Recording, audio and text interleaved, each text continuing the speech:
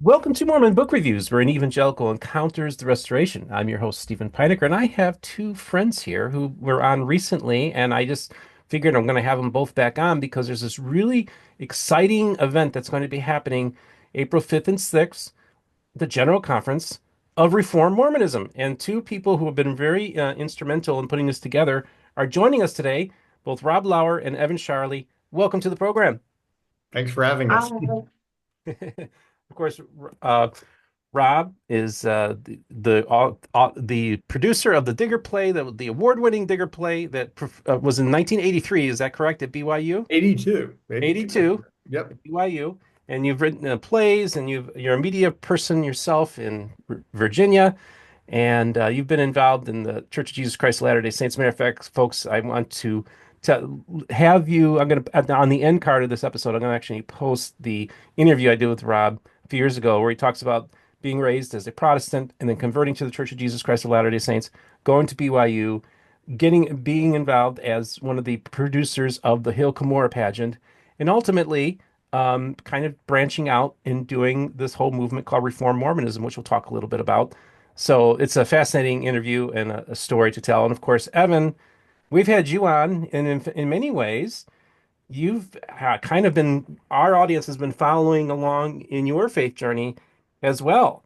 Someone who Hmm. was raised Church of Jesus Christ of Latter-day Saints, gets involved in the community of Christ, and then kind of transitions out of that movement into Reformed Mormonism. So we got people from different perspectives of the Restoration coming together to do this Reformed Mormonism group. Evan, it's been a real pleasure to get to know you throughout the last few years, and I look forward to continuing having these conversations. But I digress. So either way, tell me what's going on. I want to pull this up. As a matter of fact, let me do the screen share real quick, just so people can see the deets here.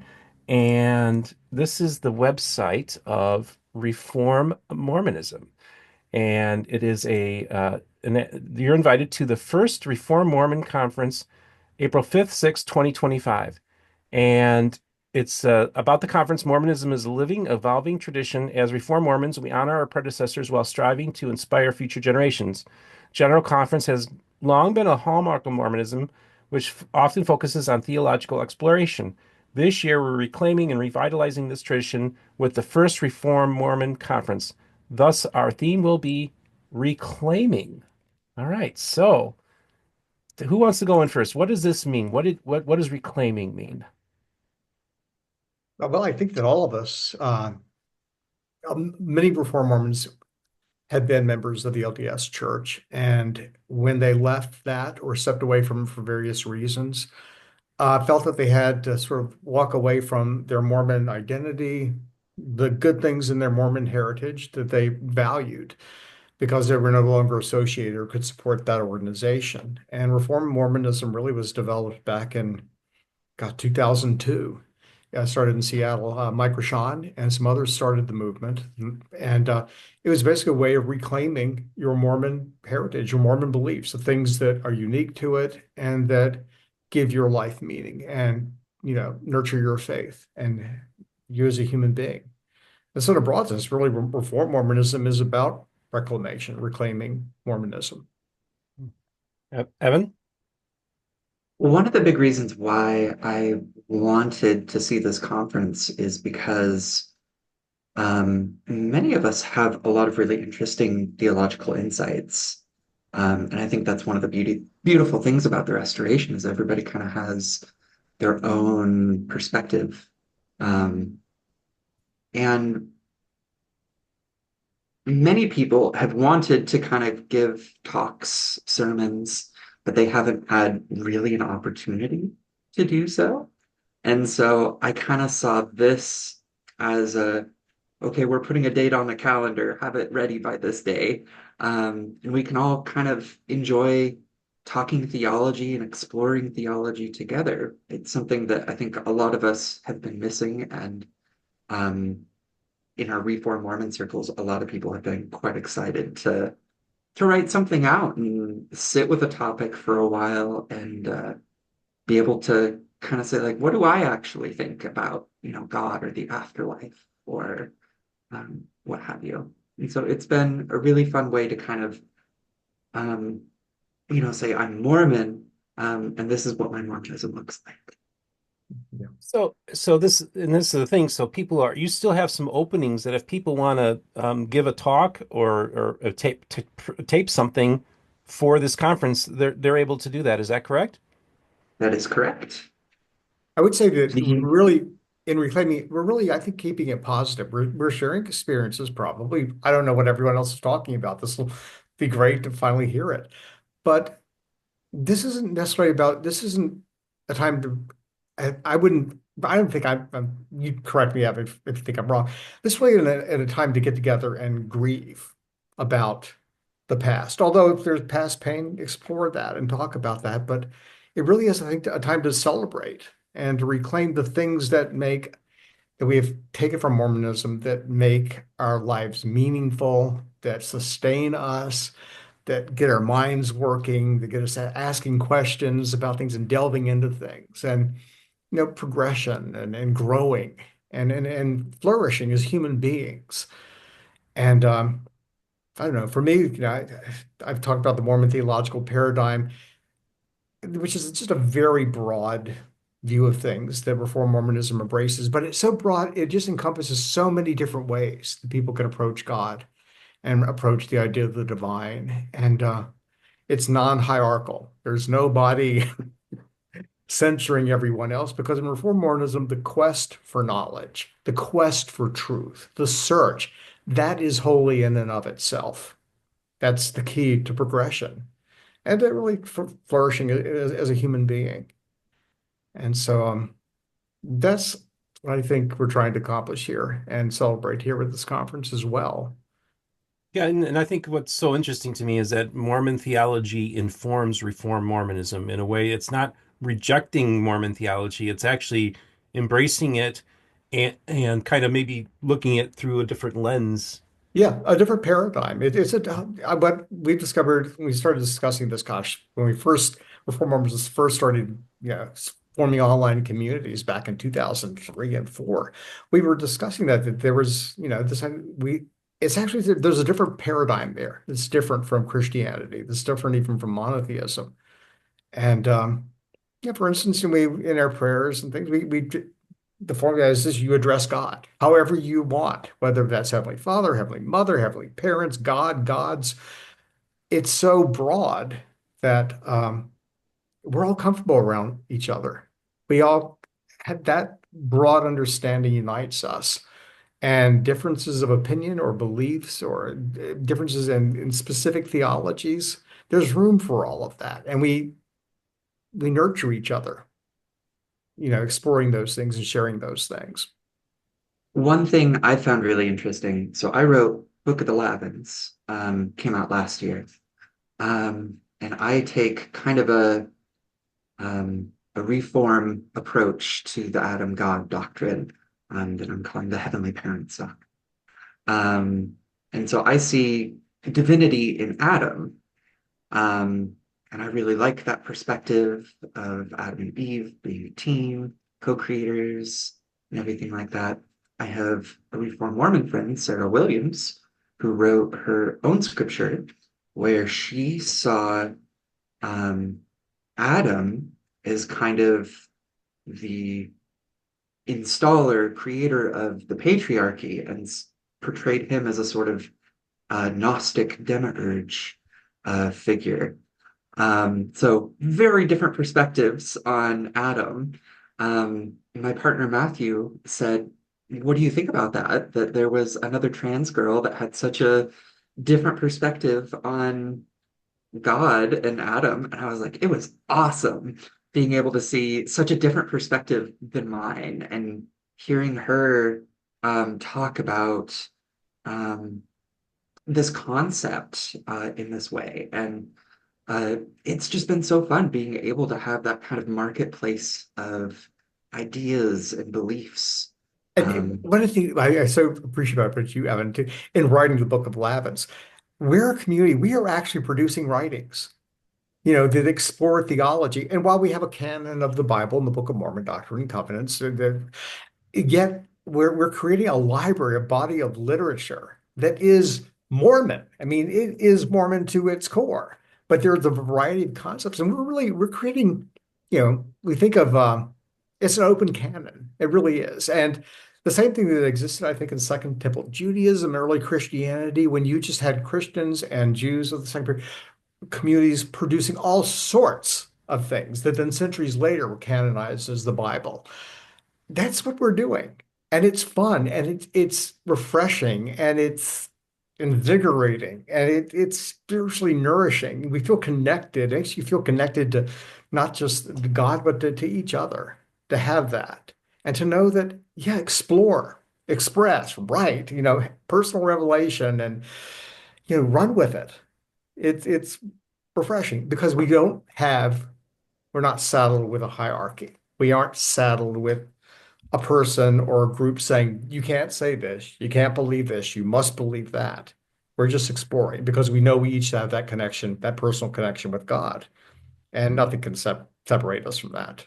Yeah, and one of the things that's so interesting about the Latter-day Saint, the Mormon tradition, is the idea that the canon isn't closed, that it's open. Yeah. And what I find so fascinating is like, since I have it here, I'll pull it up, is I love different, what I really like are expressions of Mormonism in which the canon is still being added to, like with the Chronicles of the Children of Aranek by Matthew Gill out in Mhm. England. Um, this I find this fascinating because I think it gives us a taste of the early days of Christianity and a taste of the early days of the Restoration, in which you had a ton of revelations, you had new scriptures coming out at a breakneck speed, really, when you think about it. You also had, yeah, various communities in the first century church that were producing their own scriptures as well.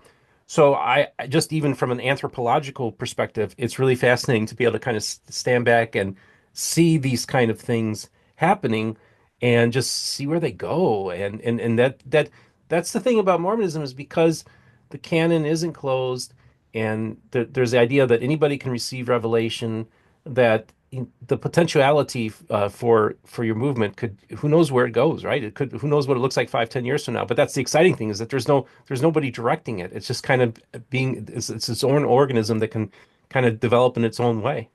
And it'll be interesting to see in 400 or 500 years Yes. what Mormonism, when 500 years from now, when scholars, historians are exploring Mormonism, and I think there will be some various expressions of it still in existence. But when they go back to what has really informed Mormonism as it exists 500 years from now, I think Mm. all these things are going to play a big part.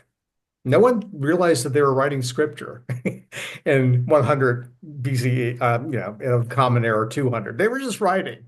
Hmm. And it was later generations who said, this is valuable. This needs to be in a canon. This needs to be where we measure ourselves by these ideas. It'll be Yeah. interesting to see what actually ends up being Mormon canon 500 years from now. Fascinating. It always actually one of my favorite books. I read this. This is a book that was kind of popular in the 90s. It was called The Ironic Christian Companion. Mhm. And the author um, is a Christian, I think from the evangelical tradition. And somebody had asked, well, what about the Book of Mormon?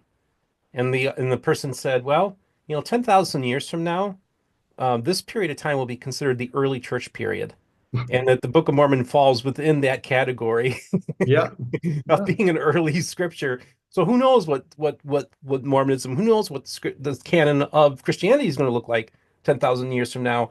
So I think that's really, and again, this is fascinating because I think a lot of people within the Christian world, the evangelical world, Latter-day Saint world, have this sense that we're living in the last days, so don't even think like 500 years from now or 5,000 years from now. But the reality is that the odds are that we will be here. Because for 2,000 years, all Christians have been waiting for Jesus to return, and he hasn't yet.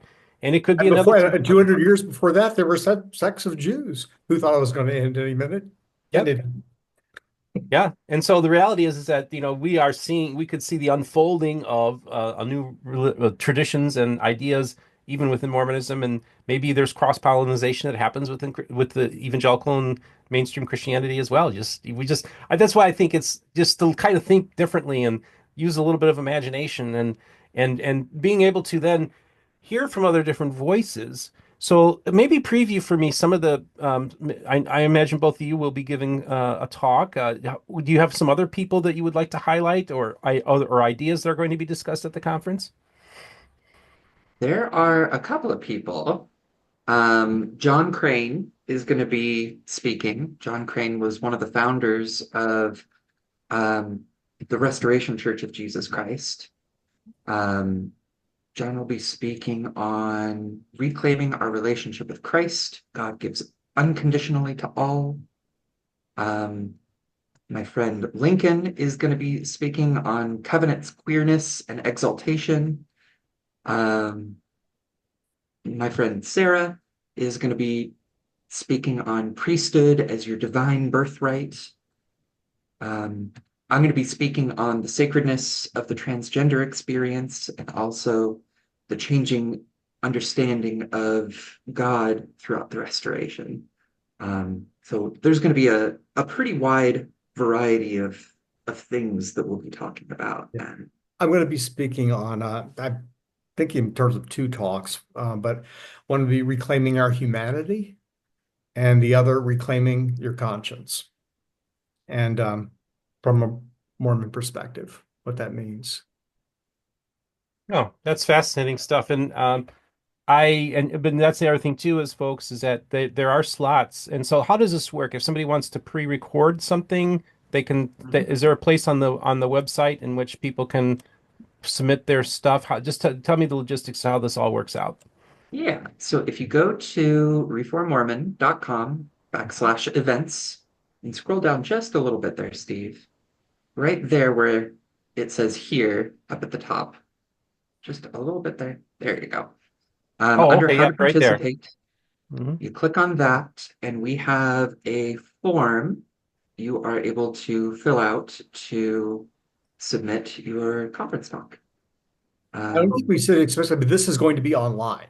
So, Hmm. yes, yeah. everything is going to be pre-recorded. Um, we're going to premiere one talk after another over YouTube in the mornings on the 5th and the 6th, and then in the afternoons on the 5th and the 6th, we are going to have just a Zoom meeting so that we can talk about the different talks and get to know each other and build community and talk theology and just have fun. So just so I understand, so now let's say somebody doesn't necessarily want to submit a talk, but just wants to participate, be a viewer of this. How will somebody be able to access this? Do they need to register ahead of time, or how does this work? Nope, it'll all be streamed over YouTube on our YouTube channel, and I can get the link for that, Steve, to you. But just you can sign up to watch it to be notified when the stuff is premiering now. Um, I've had two or three people already record their talks and are uploaded, and we're just waiting for the time for them to be released now. Oh, that's Uh, great. yeah. That's great. Well, Evan, do me a favor and actually send me the link to your YouTube channel now so I can do that on share screen. And while Evan is doing that, Rob, what do you hope to I know you're doing your first conference, but also maybe talk a little bit about where you're hoping to maybe establish something to start like a future thing. What are some of the things that you would like to come out of this conference? I think the main thing, backtracking a bit, Evan and I were talking, I guess it was probably towards the end of last summer. And she said, we were both expressing how much our faith means to us. But for instance, I'm in Virginia and no one, I mean, I have tons of friends I'm very close to. I have no family members, no close friends who are Mormon, any type of Mormon. I'm the only Mormon that I currently socially know. And she was saying the same thing there, and she's in Idaho, but we were hoping having this conference and then having the discussions afterwards, the people could connect and realize, hey, I only live an hour from you, or maybe I live in your town, especially I think with Mormons and former Latter-day Saints or nuanced Latter-day Saints in the Western states. And then maybe we could connect and get together. The Reform Mormon idea of church, if you want to take it, it really goes back to the original ecclesia, which is just a gathering of people. And our view is sort of a play on Jesus's teaching that wherever two or more are gathered in my name, there I am. So really a gathering of Reformed Mormons, a Reformed Mormon gathering is ever two or more Reformed Mormons get together. And you think of ourselves as a home religion, something you practice in the home. And so just Mormons, Reformed Mormons getting together for dinner, maybe having the sacrament as part of the dinner, which is a Reformed Mormon approach to things, sitting around a table, talking, studying, sharing. We just want Reformed Mormons to be able to connect.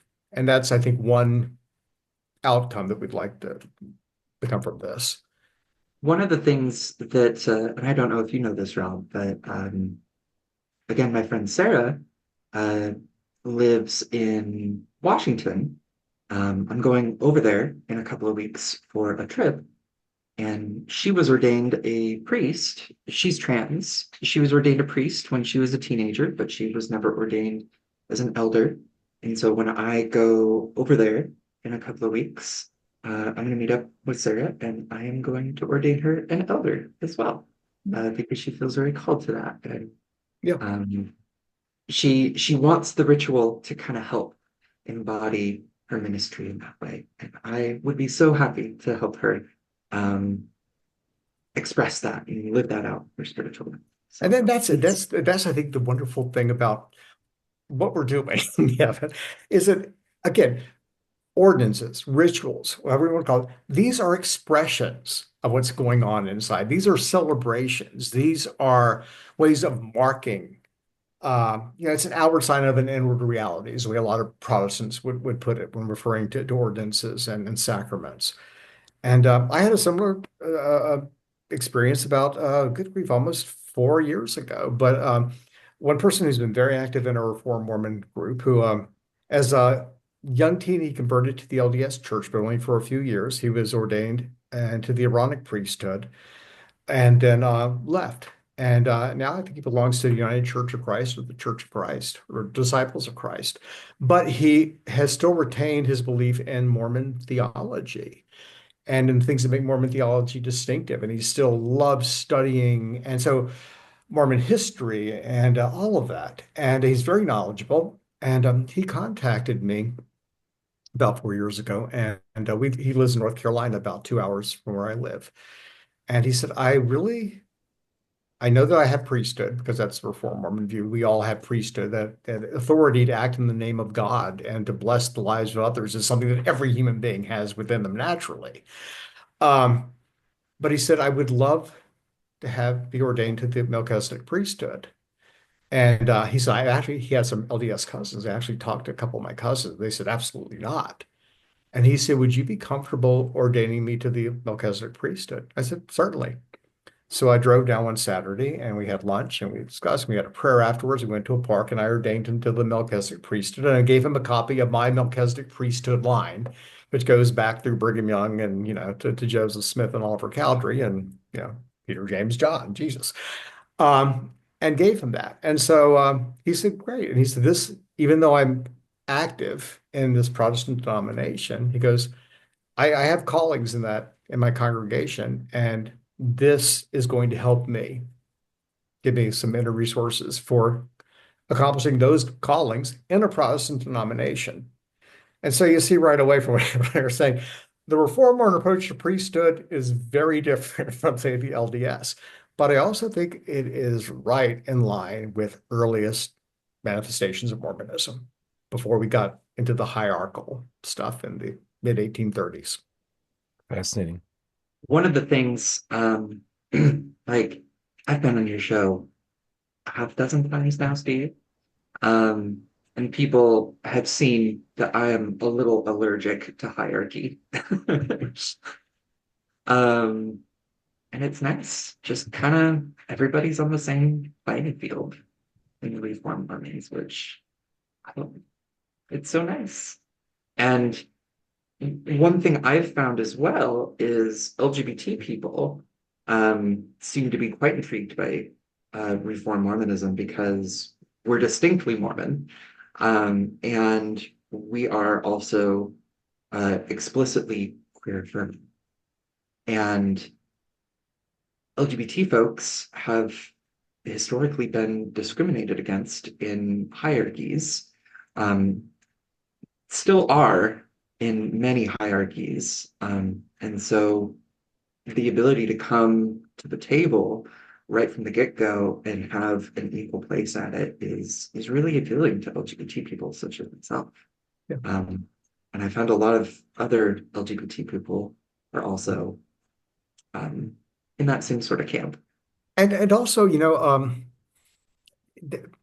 intellectuals and historians. I mean, at least since the early 1980s, late 70s, when I joined the LDS Church, even Mormon historians who wanted just to honestly appraise the Mormon experience in the past and have been, excommunicated, silenced in favor of touting whatever the official church line is at that particular time, because the line's always changing. But we talk about all aspects of Mormon history and try to find meaning in it.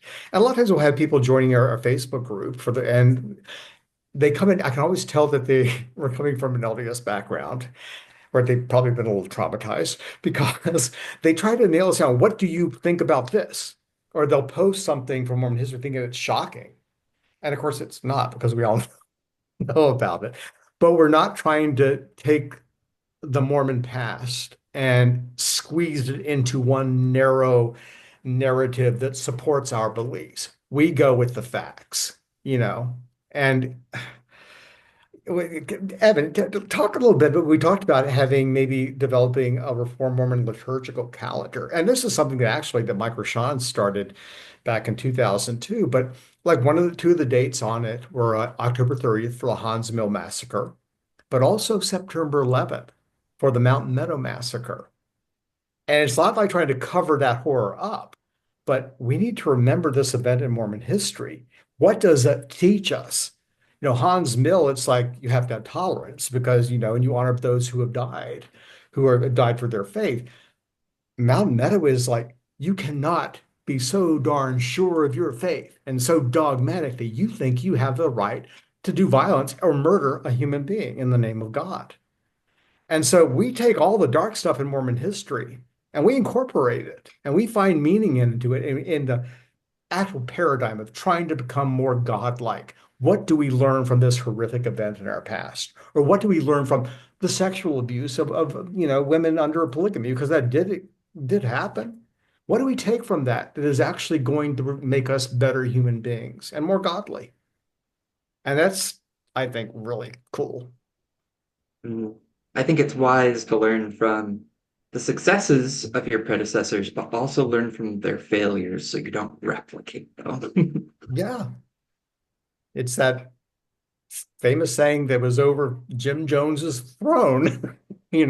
Those who forget the past are doomed to repeat it.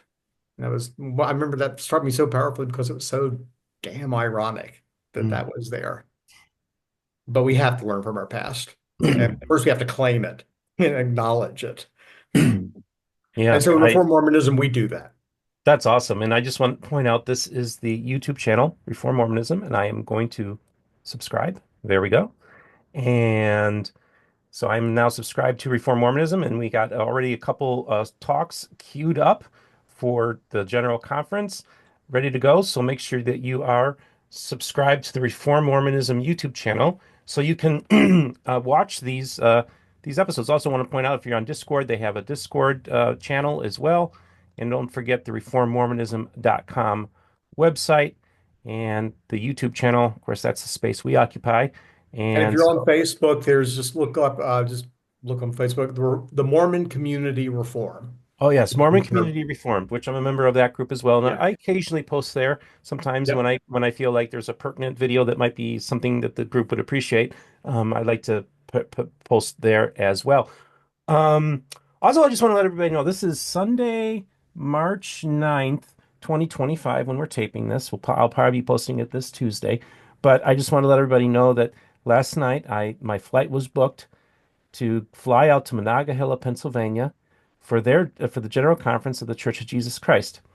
This will be the very first trip that I will have taken in a plane since December of 2023 when I went to witness the very first baptism of somebody baptized into the Church of Jesus Christ in the history of the state of Utah and was able to witness that. And now I'll be at the very first general conference that I will have ever attended in the restoration will be with the Church of Jesus Christ, which I was talking to Josh Gailey last night on the phone, and I said it's appropriate that I would be the first because the very first church of the restoration that I ever attended was a Church of Jesus Christ service a few years back. And so I'm really excited that we have all these different manifestations and voices of the restoration out there. Many others will be doing a general conference. And if you'd like to come on to talk about your uh, manifestation of the restoration or your and come on and talk about your upcoming general conferences, please reach out and do that. I also want to point out that this Tuesday I'm going to be interviewing Dave Sanders of the Mormon Renegade, and he's part of an interesting movement of polygamists who have built a temple in Missouri that's open to all polygamists. People don't realize that most fundamentalists and polygamists are not members of a organization. Most of them are independent. So many of them either secretly practice the principle and go through the temple in the Utah branch, but this is actually an opportunity for people to do the full endowment ceremony open to all polygamists. And so it's kind of like you're kind of seeing, and they're non-hierarchical as well. They don't have a hierarchy. So in many ways, they're kind of patterning themselves in a similar fashion as to what you're doing and within the fundamentalist movement. So that's exciting just to see all these different developments happening. It is. I would love to give the temple ceremony. I, Uh, I was they had their temple open house last October in dedication, and I would have gone, but unfortunately there was a hurricane barreling down on us, and I yeah. needed to stick around. And but yeah, I would have loved to have been experienced that check Yeah, because the when temple. I was at BYU, my first semester, my first year, there were a lot of polygamists at BYU, or people who were sympathetic for, or students from polygamous families, or people right there in Provo. And you're right. I mean, the majority of them don't belong to any group. They're just families who have continued this way of life. Yeah. Yeah. One thing I would be very fascinated to know is if LGBT people would be able to go through that temple in Missouri. I've seen the temple. It's so breathtakingly beautiful. It's so breathtakingly Mormon as well. And I would be absolutely honored to go through that temple because it's just so gorgeous. And it's in Missouri. It's so close to the center place.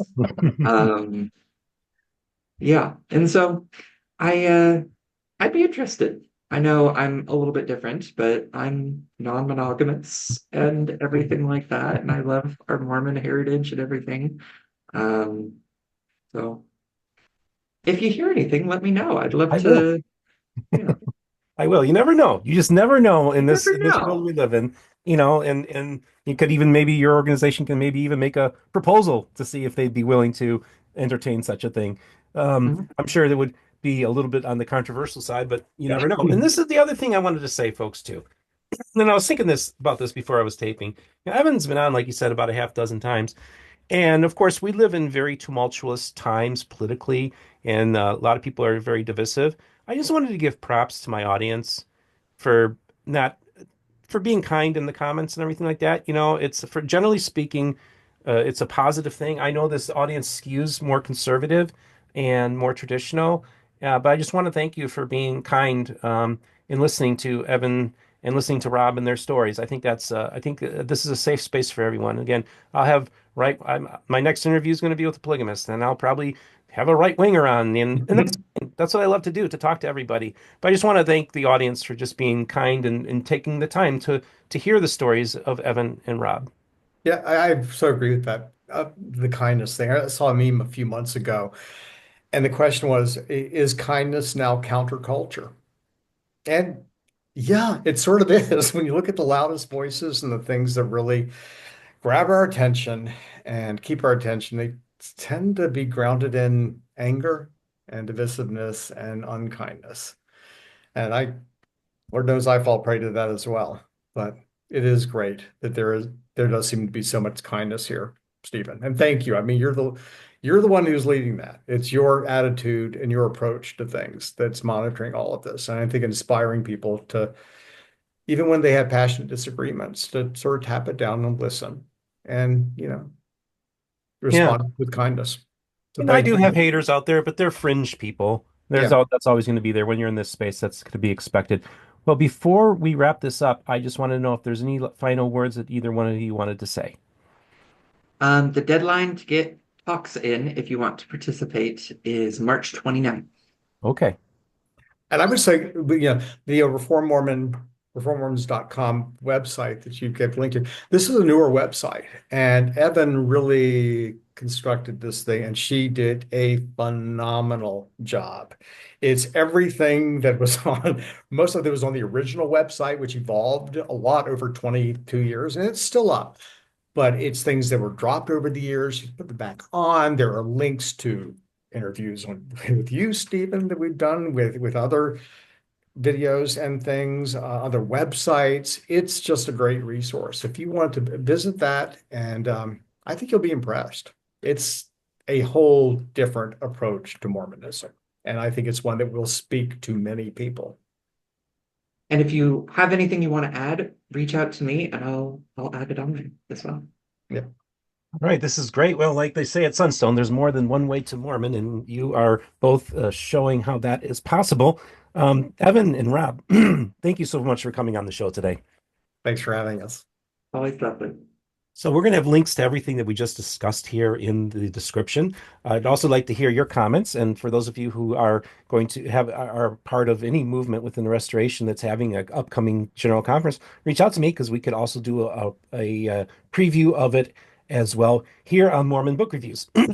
And so, excuse me.